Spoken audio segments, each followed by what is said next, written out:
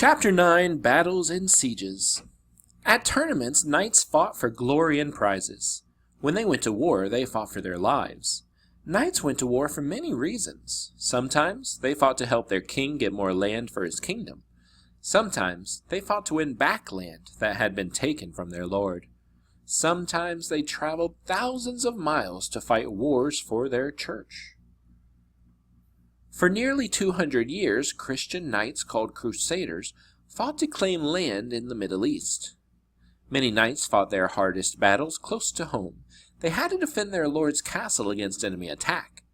Sieges. Sometimes an enemy would try to take over a castle by surprise. A castle in England was once invaded by soldiers hiding in a wagon full of hay. A more common way to try to take over a castle was by siege. During a siege, the enemy army surrounded the castle.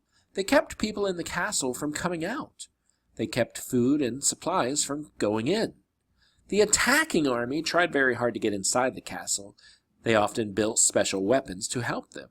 These weapons were called siege engines.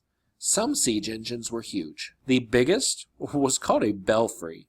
A belfry was a rolling tower. It was as tall as the castle's walls, and it could hold hundreds of soldiers.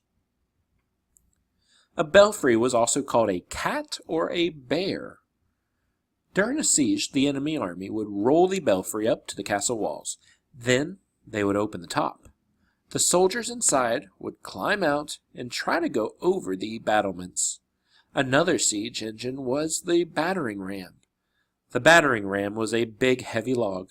The enemy pounded the log against the castle gates or walls, trying to smash them down.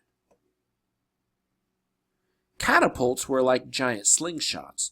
They could throw big boulders at the castle walls. They could also throw boulders over the walls at the people inside. Boulders weren't the only things catapults tossed over the castle walls.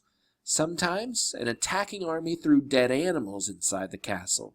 They hoped the animals would spread disease. Sometimes they even threw dead people. Yuck! Sometimes an enemy army even threw human heads over the walls. Defending the castle. Of course, the people inside the castle didn't just sit there while a siege was going on. They worked very hard attacking the attackers. Guards shot arrows from the battlements and towers, and if the attackers got close enough, the guards dropped rocks and logs down on their heads. Sometimes they poured boiling water or hot oil down on them. There were often secret passages inside the castle. Some of the passage floors had holes in them. The holes were called murder holes. During an attack, guards hid in the passages. They shot arrows or dropped rocks down through the murder holes if an enemy walked below. The end of a siege. Sieges often went on for many months. Even if the enemy army never got inside the castle, they could still win the siege. If a siege went on long enough, the people inside the castle would starve to death.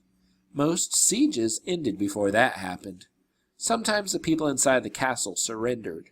The attacking army then took over the castle and all the land around it.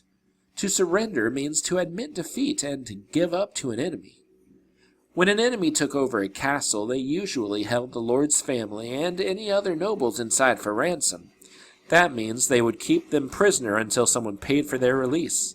Sometimes, of course, the people in the castle defeated the enemy. Most castles had secret doors that led outside. Soldiers could sneak out the secret doors and take the enemy by surprise. The secret doors were called sally ports. Sometimes the king or another lord sent help. His army of knights might rescue the people inside the castle. If the enemy was defeated, they could be killed, held for ransom, or thrown in the dungeon.